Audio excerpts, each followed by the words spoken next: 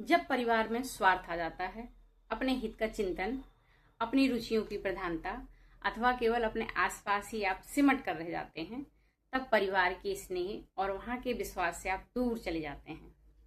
ये परिवार समर्पण चाहता है।